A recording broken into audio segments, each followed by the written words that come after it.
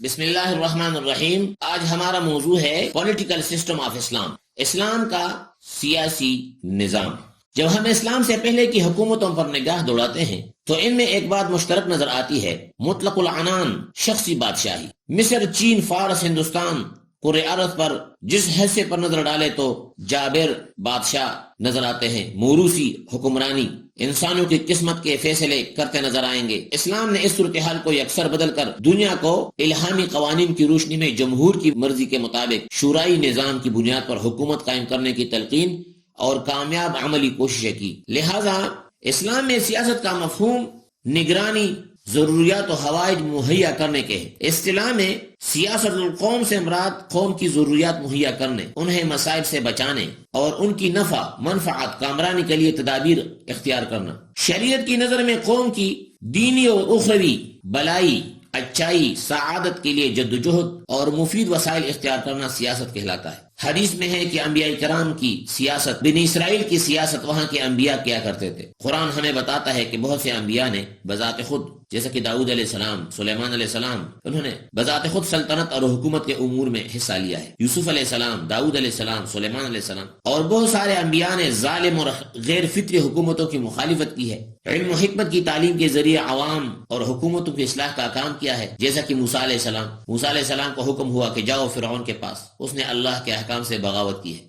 محمد رسول اللہ صلی اللہ علیہ وسلم خاتم النبیین ان دونوں کمالات کے جامع تھے۔ آپ نے نبوت کے ابتدائی 13 سال میں علم و حکمت کی تعلیم، اللہ کی آیتوں کے ذریعے لوگوں کی اصلاح کا کام کیا، اور جب وہ دنیا کی امامت کے لیے ضروری اوصاف کے مالک بن گئے تو ریاست مدینہ میں انسانوں کی دینوی اور اخروی کامیابیوں کی حامل مثالی حکومت قائم کی۔ رسول اللہ صلی اللہ علیہ وسلم نے فرمایا، لوگوں تم میں نبوت کی حکومت رہے گی، اور وہ ختم ہو جائے تو منہاج نبوت پر خلافت قائم ہوگی۔ ابو بکر و عمر، عثمان و علی، یہ طریقہ جو تھا یہ رسول اللہ صلی اللہ علیہ وسلم کے فرامین کے روشنی میں ان اصحاب نے حکومت چلائی جو خلافت کہلاتی ہے۔ اسلامی ریاست کی خصوصیات میں سے ایک اہم جو ہے وہ قیام عدل ہے۔ اسلامی ریاست کا مقصد کسی شخص یا قوم کا اقتدار قائم کرنا نہیں، بلکہ زندگی کا وہ متوازن عادلانہ نظام برپا کرنا ہے جو اللہ کے پیغمبر دنیا میں پیش کرتے رہے ہیں۔ نبی علیہ الصلوۃ والسلام نے کامل و مکمل صورت میں دنیا والوں کے سامنے پیش کر دیا قیام عدل۔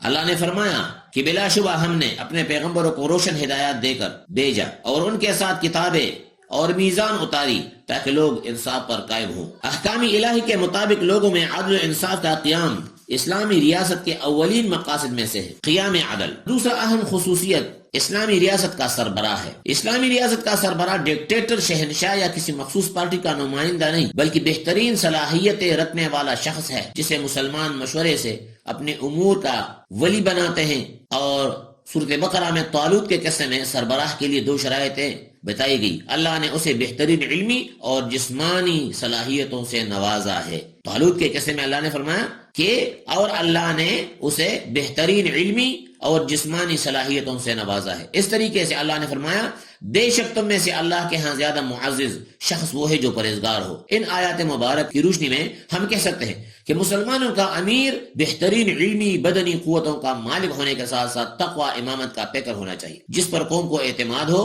اس کے ساتھ ہی اسے اہل الرائے، اہل وطن کی حمایت حاصل ہو۔ رسول اللہ صلی اللہ علیہ وسلم نے فرمایا، تمہارا بہترین امام وہ ہے جسے تم محبت کرو اور وہ تم سے محبت کرے۔ اس طریقے سے امیر کا اسلامی ریاست میں اسلامی ریاست کا سربراہ ایک صحت کے لحاظ سے، علم کے لحاظ سے، تقوی کے لحاظ سے اونچی اخلاق والے انسان ہوں گے، اور ان کا معیار زندگی شہنشاہوں جیسا نہیں بلکہ امت کے غریب ترین آدمی کے برابر رکھا جائے گا۔ عمر فاروق نے ایک اجتماع میں پوچھا کہ امیر بیت المال سے کیا لے سکتے ہیں؟ علی نے فرمایا، امیر المؤمنین آپ کو عام معیار کے مطابق اپنی اور اپنے گھر کی ضروریات کے لیے قوت لا یموت لینا چاہیے، اس کے علاوہ آپ کا اس مال میں کوئی حق نہیں۔ اسلامی حکومت میں حکام، امراء کا انتخاب، وزراء، سرکاری افسر اور اہلکاروں کے انتخاب میں 2 چیزوں کا خاص اہتمام کیا گیا ہے۔ عہدے اہلیت کی بنیاد پر دیے جائیں۔ اللہ فرماتے ہیں اللہ تعالیٰ تمہیں حکم دیتا ہے کہ امانتوں، ذمہ داریوں کو ان کے اہل لوگوں کے سپرد کرو۔ دوسرا ہے کہ جو لوگ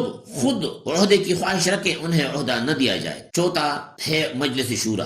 پہلا ہے قیام عدل، دوسرا ہے اسلامی ریاست کا سربراہ، تیسرا ہے حکام کا انتخاب، چوتھا ہے مجلس شورا۔ اسلامی نظام حکومت کا دوسرا اہم ستون شورا کا مضبوط نظام ہے۔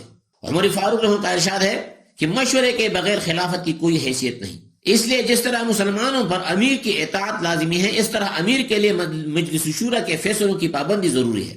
رسول اللہ صلی اللہ علیہ وسلم پر شب و روز وحی نازل ہوتی تھی، اس لیے وہ مشورے کے محتاج نہ تھے، لیکن پھر بھی آپ صلی اللہ علیہ وسلم کو مشورہ دینے کا حکم دیا گیا. اور یعنی اصحاب سے مشورہ کرو، اور جب بات پر تمہارا عزم قائم ہو جائے تو پھر اللہ پر بھروسہ رکھو، توکل کرو. عزم سے مراد امیر کا اہل الرائے سے مشورہ کرنا اور پھر ان کے مشورے کا پابند ہونا بھی عزم ہے. پانچواں اسلامی ریاست کے خصوصیات میں سے ہے حقوق و فرائض کی واضح تقسیم. اسلامی حکومت میں سٹیزنز شہریوں کو اور حکومت کے حقوق و فرائض بالکل واضح متعین ہے، جن کی ادائیگی سب پر لازم ہے. کوئی فریق کسی دوسرے فریق کے حق میں دخل انداز نہیں کر سکتا، اس لیے کہ یہ حقوق کسی کی مہربانی اور نوازش کا نتیجہ نہیں، بلکہ ان کی ضمانت خود اللہ اور اللہ کے رسول نے دی ہے. چھٹا اسلامی ریاست کے خصوصیات میں ہے فلاحی ریاست. اسلامی ریاست، اسلامی حکومت صحیح معنوں میں ایک فلاحی ریاست ہے، جس کا کام فقط ٹیکس وصول کرنا اور اندرونی و بیرونی امن و امان قائم کرنا نہیں، بلکہ یہ تو ہے ہی، بلکہ زندگی کے ہر شعبے میں عدل و انصاف کا قیام، تمام شہریوں کے بنیادی حقوق اور ضروریات زندگی کی فراہمی بھی اس کے ذمے میں شامل ہے. اس لیے رسول اللہ صلی اللہ علیہ وسلم نے فرمایا، دیکھو تم میں سے ہر شخص چرواہا ہے اور ہر شخص اپنی ریوڑ کے ذمہ دار ہے، پس امام یعنی حکومت جو لوگوں پر مقرر ہے اپنے ریوڑ کے بارے میں جواب دہ ہوگا. کلکم راع و کلکم مسئول عن رعیتہ فالامام راع وهو مسئول عن رعیتہ.